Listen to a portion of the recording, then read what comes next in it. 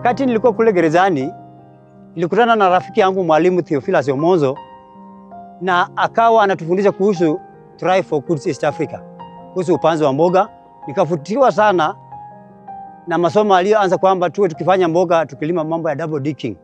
Baada ya hiyo tukafundishwa kukula mboga aina mbalimbali ambazo zinabadilisha afya zetu, na pia si mboga peke yake, pia kuna madawa za kiasili ambazo tulifundishwa sasa kuweza kunyunyizia mimea zetu, kupunguza kemikali za mambo mengine ya madawa ya kisasa.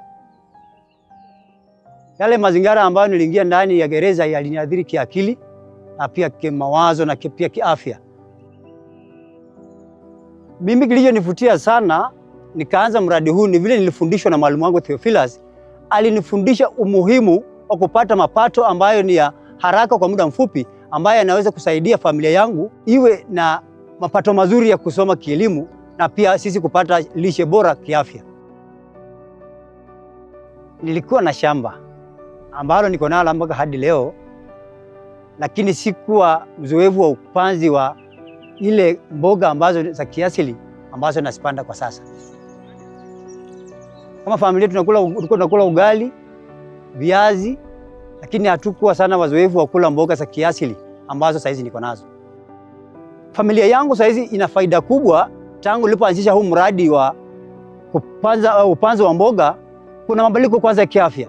Watoto wangu hawa wagonjwa kila wakati, mara kwa mara, na pia tunapata maziwa mazuri ambayo tulipata kutoka kwa mbuzi ambayo tulimpata kwa mapato haya ya madogo ya mboga, ambayo tunapata maziwa, tunakunywa chai nzuri, na pia tunapata mpaka majirani ambao tunakunywa pamoja na wao.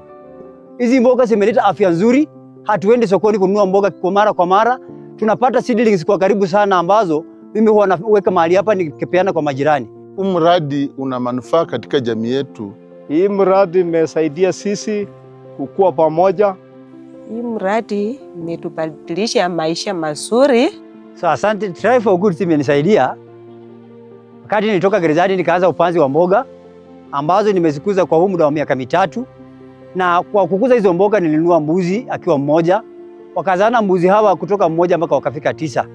Baadaye nikabadilisha ng'ombe ambayo niko nayo karibu itazaa, ambapo kwa sasa maisha yangu yamebadilika kupitia kwa maziwa wa ule mbuzi, na pia nimepata faida kwa kumpelekea mtoto wangu shuleni ambayo ako grade 10.